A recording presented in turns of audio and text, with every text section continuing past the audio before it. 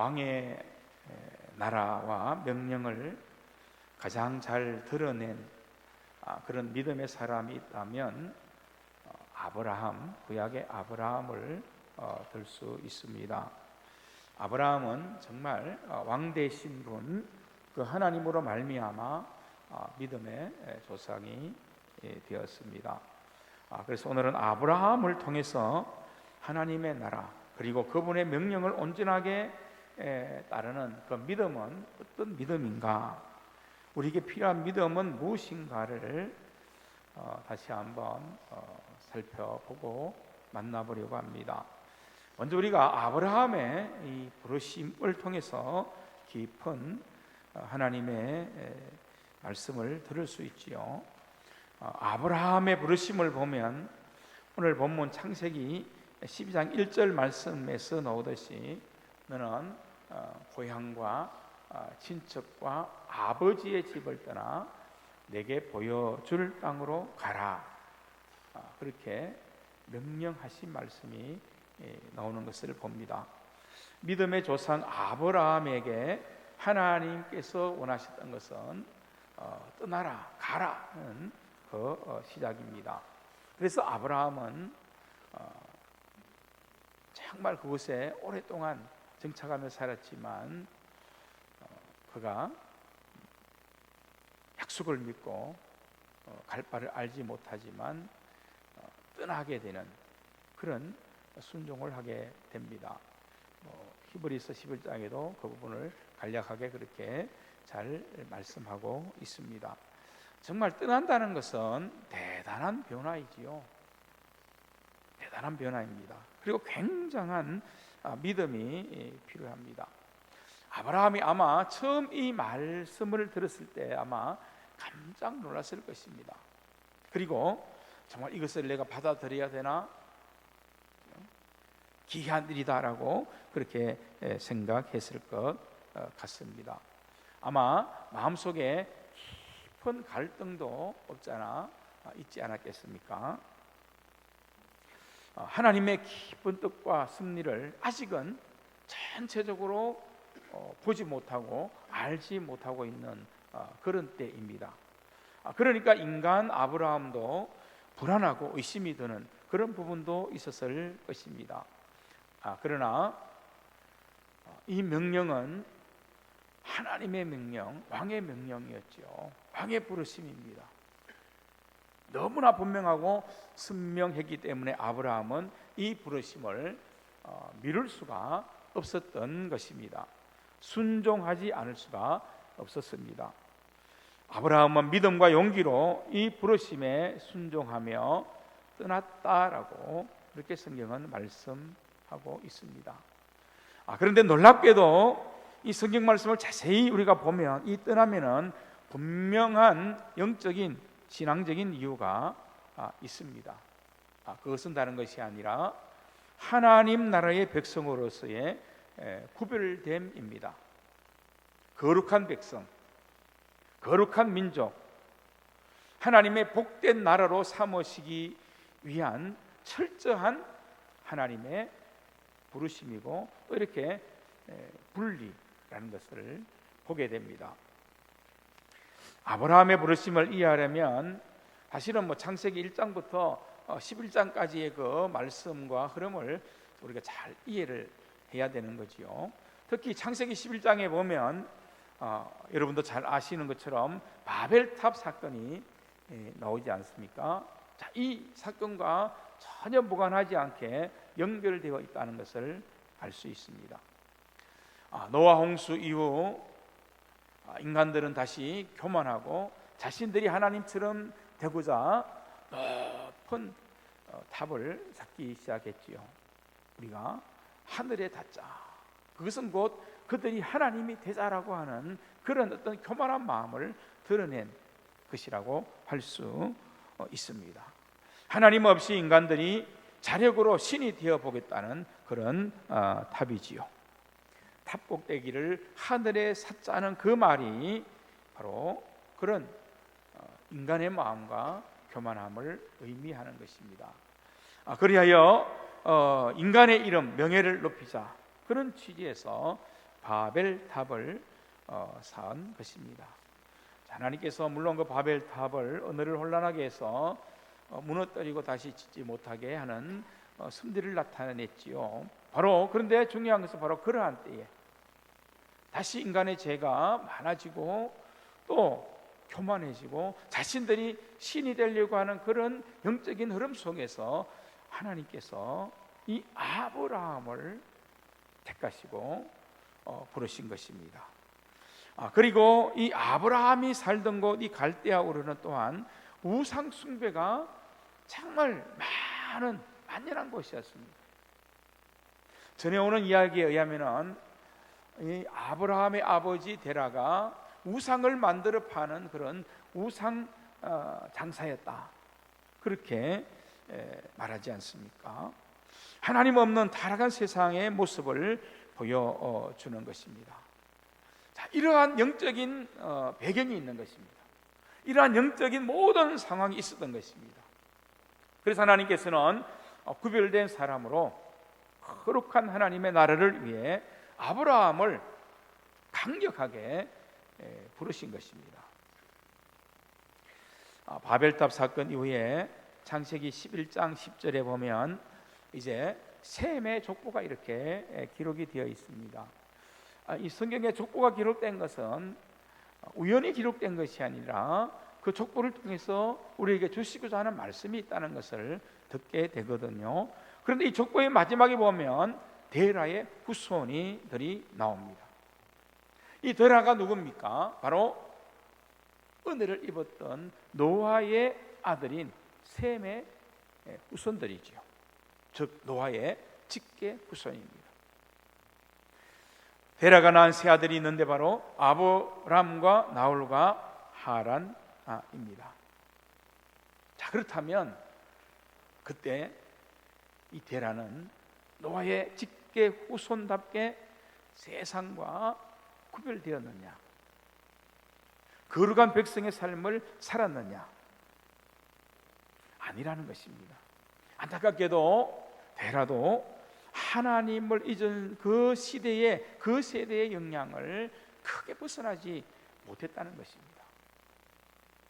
데라와 아브라함이 살던 갈대아 우르와 바벨론 지역이 상당히 또 근접한 지역입니다. 다시 말하면 이 데라의 그 조상들은 노아의 후손이긴 하지만 동시에 그 지역에 이방신이 있었던 바벨론의 그 신들의 영향을 받았을 가능성이 아주 크고 높다는 바로 그것입니다. 그 근거가 되는 구절이 바로 여호수아서 24장 2절 말씀입니다. 여호수아가 모든 백성에게 이르되 이스라엘의 하나님 여호와께서 이같이 말씀하시기를 옛적에 너희의 조상들 곧 아브라함의 아버지 나홀의 아버지 데라가 강 저쪽에서 거주하여 다른 신들을 섬겼으나, 이렇게 기록하고 있습니다. 데라가 하나님 아닌 다른 신들의 영향을 받았다는 그런 말씀이지 않습니까? 근데 거기에 보면 다른 신들 이렇게 복수로 이렇게 기록을 한 것을 보게 됩니다. 바빌론에는 또 주변에는 여러 신들이 있었기 때문입니다. 이러한 시대적 배경을 우리가 살핀다면 여러분 약간은 영적인 어떤 감이 느껴지는지요? 창세기 4장 26절 말씀에 보면 아담의 아들 셋이 아들을 낳고 그때의 사람들이 비로소 여호와의 이름을 불렀더라, 그렇게 말씀하고 있습니다. 그러나 시간이 가면 갈수록 여호와의 이름을 부르는 자들은 점점 줄어든 거지요. 겨우 명맥을 유지할 정도가 되었습니다. 그러나 이제 그 바벨론의 그 문화와 그 바벨론의 그 어떤 신들의 영향, 그리고 주변에 있는 우상들의 그런 영향 때문에 이제 그마저도 끊어질 그런 위기에 처한 것입니다. 풍전등화, 그 말이 있듯이 말입니다. 바람 앞에 촛불처럼 꺼지기 바로 직전의 상황이라는 바로 그 사실입니다. 그러나 그 위기의 상황을 더 극적인 위기로 그런 상황으로 만드는 것이 있었는데 그것은 바로 창세기 11장 30절에 있는 말씀입니다. 사라는 임신하지 못하였으므로 자식이 없었더라. 그나마 믿음이 있던 그 아브라함의 노아의 후손인 그 아브라함의 그 가정에 뭐가 없다고요? 자식이 없었다는 것입니다. 정말 이 아브라함은 꺼져가는 촛불과 같은 그런 사람인데, 그런데 자식이 없었다는 것은 큰일이지 않습니까? 그가 죽으면 더 이상 경건한 하나님의 나라와 백성이 사라진다는 그런 뜻이지 않습니까? 그래서 창세기 11장 마지막의 상황은 매우 굉장히 절박한 상황이죠. 어두운 그런 상황입니다. 바로 이런 상황 속에서 하나님께서 아브라함을 불렀다는 사실을 우리는 기억해야 됩니다. 그리고 그 부르심의 시작은 바로 말씀으로 시작됩니다. 오늘 창세기 12장 1절 말씀을 보면 여호와께서 아브라함에게 이르시되라고 그렇게 말씀하고 있습니다. 그런데 이 이르시되는 말씀이 쉽게 좀 더 번역된 새 번역에서는 말씀하셨다라고 번역이 되어 있는데요, 이것이 더 정확한 번역입니다. 시대적 환경과 상황이 너무나 어두워지고 가고 있는 그런 때였지 않습니까? 거룩한 하나님의 백성들의 그러한 모든 것들이 끊어질 수 있는 그런 풍전등화의 순간에 하나님께서는 믿음의 대를 이어가야 하는 이 아브라함 이 가정에 나타나신 것입니다. 그리고 아마르 말씀하셨습니다. 너는 우상을 섬기는 지역에서 떠나서 가라는 거죠. 너가 있어야 될 그 자리는 바벨론의 신의 영향을 받는 이 자리가 아니라는 것입니다. 그 지역에서 섬기는 우상을 섬기는 그 자리가 아니라는 것입니다. 이곳을 떠나서 그래서 가라는 거죠. 가라.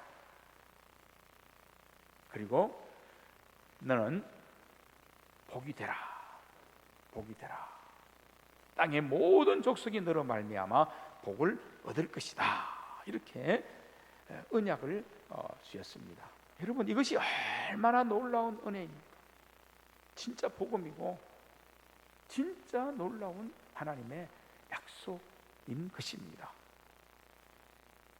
이제 아브라함 너를 통해서 하나님의 나라, 왕의 나라를 회복할 것이다. 그런 의미인 거죠.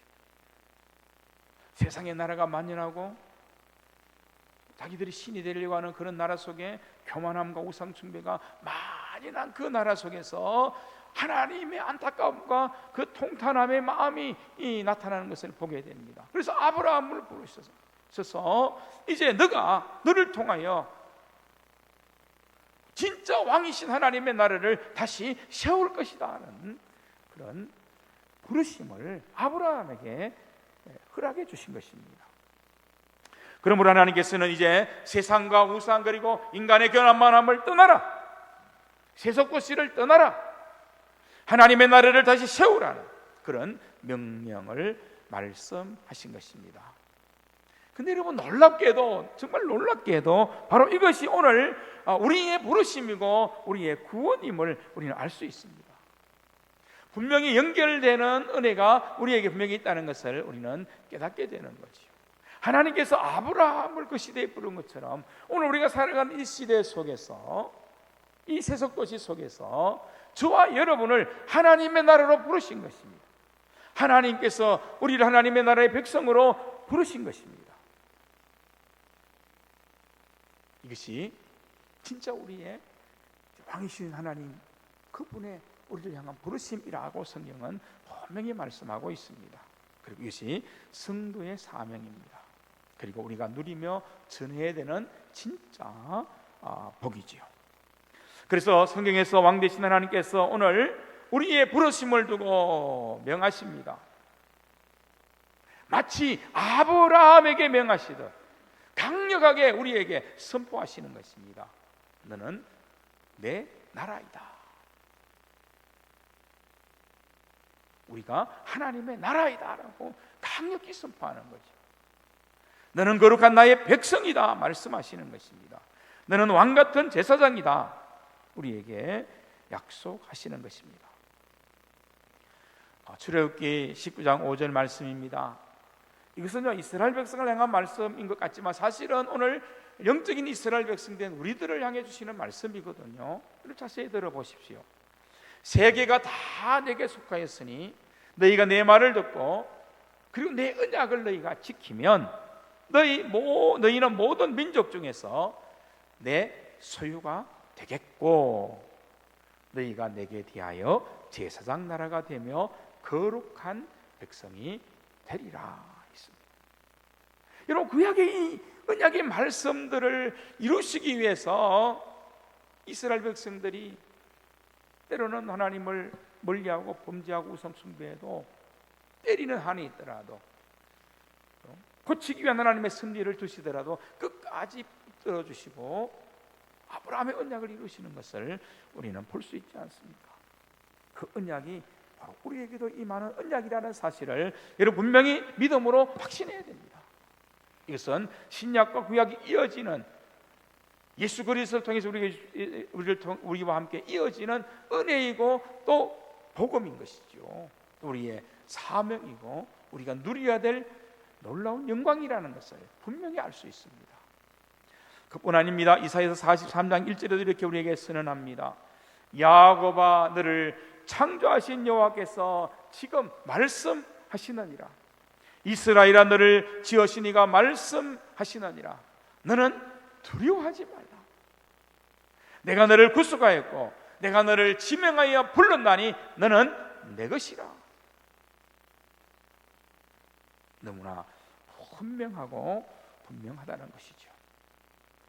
사랑하는 성도 여러분, 우리는 아브라함의 부르심만 특별한 것이라고 생각해서는 절대로 안 됩니다.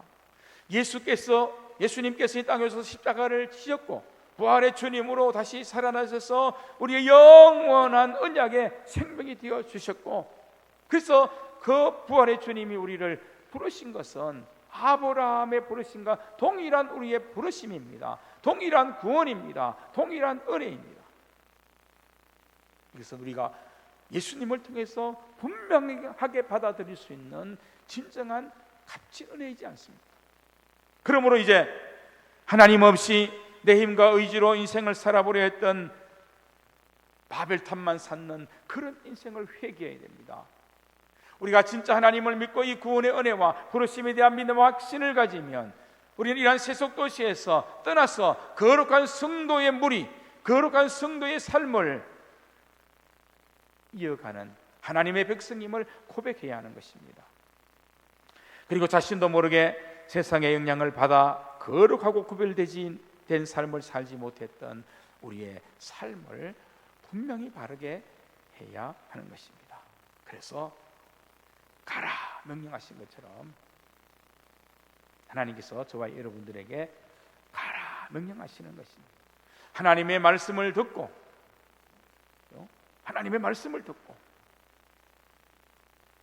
가라는 것입니다. 떠나라는 것입니다. 그래서 우리는 가라 명령하신 그 말씀을 기억하며 순종하며 하나님 없는 세상에서는 우리가 떠나야 됩니다. 너는 복이 되라 명령하셨으니 순종해야지요. 나로 말미암아 하나님의 복음이 선한 영향력으로 나타나는 그런 복이 되는 그런 사명을 감당하는 자리로 우리는 나아가야 하는 것입니다. 그런 삶이 우리의 삶이 되어야 한다는 것입니다. 에베소서 4장 22절에 이렇게 말씀합니다. 너희는 유혹의 욕심을 따라 썩어져가는 구습을 따르는 옛사람을 벗어버리라. 옛사람을 벗어버리라. 자, 이것이 바로 바벨론의 그 문화를 말하는 것이죠. 데라가 살던 그 시대의 우상 숭배가 만연한 그것을 말씀하는 것입니다. 하나님 없는 세속도시를 말하는 것입니다. 인간의 욕망과 욕심 속에서 스그질 것만 쫓아가는 우리의 옛 모든 습관들을 어떻게 해요? 그것을 철저히 버리라. 이 말은 떠나라는 것이잖아. 가라는 것입니다. 그리고 23절에 보면 오직 너희의 심령이 새롭게 되어 하나님을 따라 의와 진리의 거룩함으로 지으심을 받은 새 사람을 입으라 명령하십니다. 여기서 새 사람을 입으라는 말씀은 하나님의 나라의 백성으로 나아가라는 거죠. 가라는 것입니다.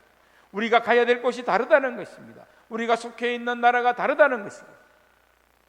우리가 누려야 될 은혜와 복이 분명히 구별되어 있다는 그러한 선언인 것입니다. 사랑하는 성도 여러분, 우리는 하나님의 부르심을 입은 귀한 성도들입니다. 사도 바울이 이것을 얼마나 강조하는지 모릅니다. 바울이 쓴 바울 서신을 보면 자신도 그런 감격으로 하나님께 감사 명광을 돌리지만요, 정말 바울의 서신을 보면 그렇지 않습니까? 바울 서신을 읽는 그 당시의 모든 성도들뿐만 아니라 오늘 이 시대에 바울 서신을 읽는 우리들에게까지 사도 바울이 너무너무 소중하고 귀하고 아름다운 이 이름, 성도라는 이 이름을 얼마나 소중하게 우리에게 그렇게 가르쳐주고 있습니다. 바울 서신을 보면 우리의 부르심이 얼마나 영광스럽고, 그래서 우리는 은혜가 넘치는 삶이다, 진리가 함께한다, 그리스도의 평강이 넘치는 그런 삶의 연속이라는 것을 굉장히 그 서신의 서두에서 강조하고 또 강조하는 것을 보게 됩니다. 이제 나의 옛 도시, 세속 도시, 생명과 소망이 없는 타락의 도시, 그 바벨론에서 우리는 떠나야 합니다. 하나님께서 부르신 부름의 그 나라를 위해 나아가야 됩니다. 그리고 그 나라의 삶을 살고 이제 우리는 복이 되라 명하셨으니까 우리는 정말 그 하나님의 복된 사명을 감당하는 그 자리에서 우리의 사명을 감당하기 위해서 우리의 믿음을 지켜나가야 하는 것입니다. 거룩한 하나님의 나라의 백성임을 믿는 믿음으로 담대히 말씀 가운데 서야 하는 것입니다. 근데 여러분, 사실 아브라함도 처음부터 완전히 떠났던 것은 아닙니다. 갈등도 있었고 의심이 들 때도 있었습니다. 그러나 아브라함은 한 걸음 한 걸음 떠났고, 때로는 또 머물러 있기도 했지만 또 하나님이 또 말씀하시면 순종함이 또 떠났고, 그래서 계속해서 순종하며 믿음으로 떠났다는 사실입니다. 그래서 여러분, 아브라함의 신앙의 여정을 가만히 보면 계속 또 떠나고 또 떠나는 과정이 있었음을 알 수가 있습니다. 지금 하나님께서는 우리를 불러주셨기 때문에 하나님께서는 저와 여러분들이 그렇게 믿고 그렇게 부르심에 합당한 삶으로 나아가기를 원하시는 줄로 믿습니다.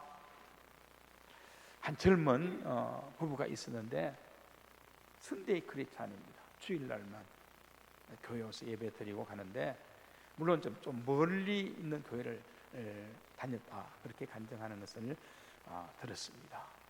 그런데 이제 집에서는 성경 이제 공부도 하고 또 테이프도 들으면서, 좋은 테이프를 들으면서 또 공부를 하고 이렇게 열심을 내려고 하는 그런 사람이었습니다. 신앙생활한 지 그렇게 오래되지 않은 그런 사람이었습니다. 그런 가운데 마침 그 친언니에게 전화가 왔습니다. 용한 점쟁이 집에 갔는데 동자 귀신이 신 그런 점쟁이라 그렇게 했습니다. 그런데 이 동자 귀신이 얼마나 쪽집게인지 모르는 것이 없다고 했습니다. 그러면서 이 언니가 이렇게 말합니다. 너 예수 믿지 말라는 것입니다. 예수 믿지 말라는 것입니다. 그 이유가 뭔지 아십니까?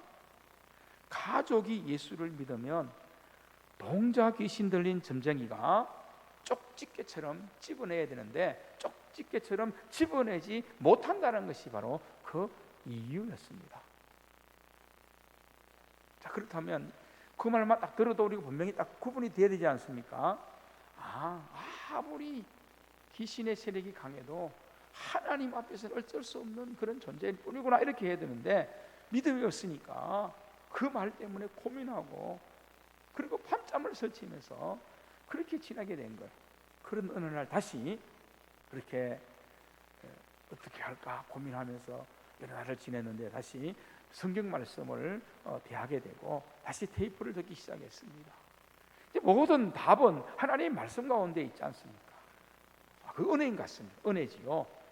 그래서 테이프를 들으며 다시 말씀을 깊이 연구하는데 근데 마침 그 테이프를 듣는 그 새신자에 대한 교육을 하는 그 테이프인데 그 테이프에서 이런 비슷한 그런 간증을 하는 새신자가 있는 그 간증을 듣게 되면서 믿음과 용기를 얻게 되었다는 것입니다. 어떤 이야기냐 하면 그 간증 속에서 이 동자귀신 들린 그 사람을 찾아갔던 이야기가 나왔다는 거지요.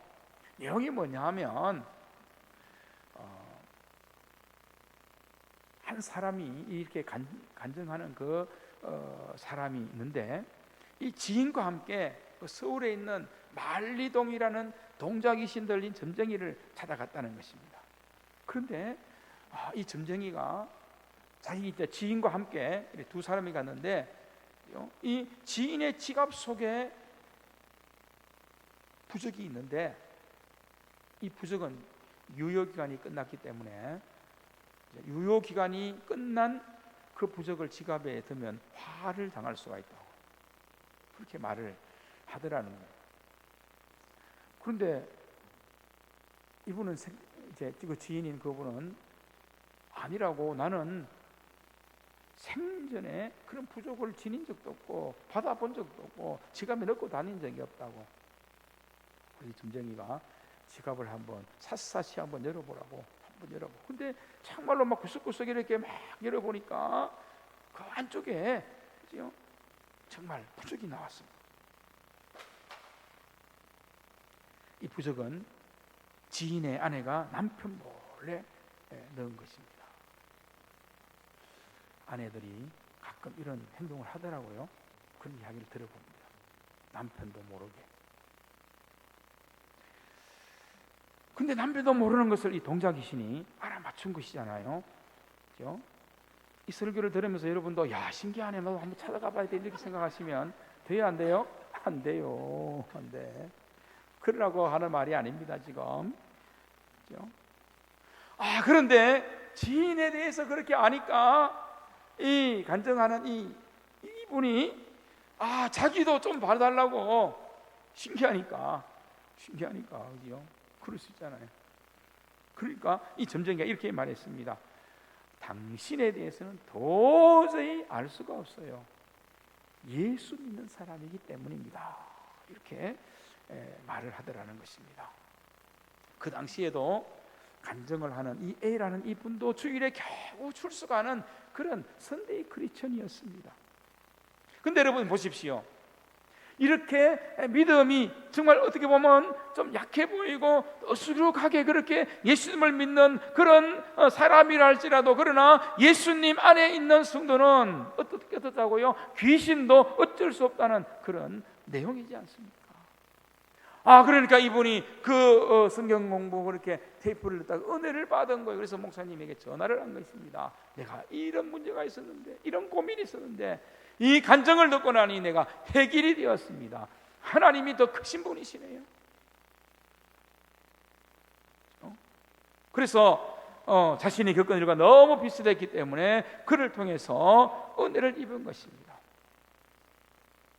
여러분 하나님의 말씀을 믿고 하나님의 말씀을 붙들고 그렇게 예배하며 신앙 가운데 살아갈 때 나는 모르지만 나는 다 할 수 없지만 나와 함께 하시는 하나님이 분명히 우리와 함께 하신다는 이 사실을 확실하게 나타내 보여주는 그런 은혜의 간증이지 않습니까? 그래서 그분도 확실하게 은혜를 고백하며 더 깊은 믿음으로 나아가게 되었다는 것입니다. 하나님을 믿어야 되는 거구나. 말씀을 통해 은혜를 받아야 되는구나.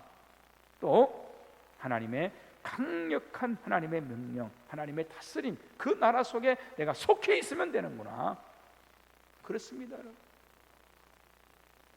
가라고 명령하시고 복이 되라고 명령하시는 것은 바로 우리가 그 하나님 나라에 속하면 된다는 말씀입니다. 그러면 거기에 은혜가 있는 거지요. 진짜 우리가 누릴 수 있는 복이 있는 것입니다. 하나님의 긍휼과 보호하심으로 인도하시는 놀라운 섭리를 경험하게 되는 것입니다. 아브라함처럼 여러 어려움과 경험이 있지만은, 그러나 또 떠나서 하나님이 원하는 그 삶으로 향해서 발걸음을 움직일 때마다 하나님이 일해 주신다는 것입니다. 결국은 복의 근원이 되는 은혜를 우리에게도 베풀어 주시는 하나님의 약속을 이루신다는 말씀으로 이어지지 않습니까? 믿음을 가져야 됩니다. 확신을 가져야 됩니다. 하나님의 함께 하심에 대한 분명한 우리는 눈을 떼야 됩니다. 그러므로 여러분, 이제부터 구원받은 백성으로 하나님이 다스리고 하나님이 주권하시는 이 주권을 분명히 세우시고 그 하나님의 나라를 나의 영원한 나라로 고백하며 사시는 성도들이 되셔야 합니다. 나의 정과 욕심을 십자가에 못 박아 버려야 됩니다. 십자가의 주님, 부활의 주님을 나의 생명의 주로, 소망의 주로 확신하며 나아가야 됩니다.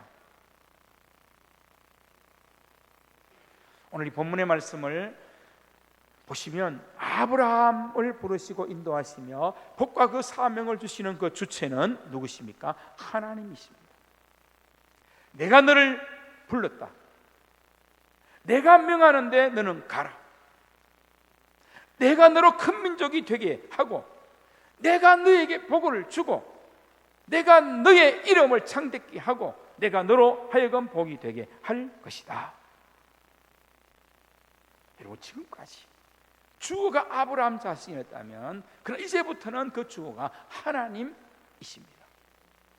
우리가 하나님의 나라에 대한 믿음과 알금을 가지고 하나님의 명령에 순종하며 우리가 떠나가야 될 자리를 분명히 알고 우리가 나아가야 될 하나님의 나라에 대한 믿음을 분명히 가지면 우리의 모든 삶의 주부가 되시는 분이 나의 하나님이 되어주신다면 이것보다 더 든든한 것이 어디에 있습니까? 분명하지 않습니까? 오늘 부르심을 받은 우리 성도님의 삶이 이와 같다는 것을 기억하십시오. 하나님의 부르심과 인도하심 속에서 나를 하나님의 작품으로 만드시기 위한 놀라운 섭리가 내게 시작되었고 지금 계속되고 있다는 것을 확신하고 또 확신해야 됩니다. 왕 되신 하나님, 전능하신 하나님께서는 지금 아브라함에게 그리고 저와 여러분에게 그 일을 하시겠다는 것입니다. 복이 된 자의 삶으로 하나님께서 친히 인도하시겠다는 그런 언약이지 않습니까? 그러므로 여러분, 나의 길 오직 그가 아시나니 그 찬양의 고백처럼 왕 되신 분과 가장 친밀함으로 살기 원하는 마음, 바로 우리의 믿음이 되어야 할 줄로 믿습니다. 이제 여러분, 왕 되신 그분의 부르심에 더욱 집중해야 됩니다. 그리고 그분의 음성과 말씀에 마음과 귀를 기울여야 됩니다. 그리고 그분의 신실하신 인도하심을 받아들이고 아브라함처럼 떠날 것은 떠나고 우리 하나님의 나라와 그 백성으로 살아야 될 곳을 향해서는 가라 하면 가고 순종하면 더 깊은 순종의 자리로 한 걸음 한 걸음 나아가므로 오늘 저와 여러분이 살아가는 모든 삶에 아브라함이 누렸던 그 하나님의 나라와 그 복이 되라는 그 은혜, 저와 여러분도 남은 삶 속에서 누리고 그 나라를 위해 살아가고 복이 되는 그 사명을 감당하는 우리 모든 은광교회 성도님들이 되시기를 주님의 이름으로 축복합니다. 기도하겠습니다.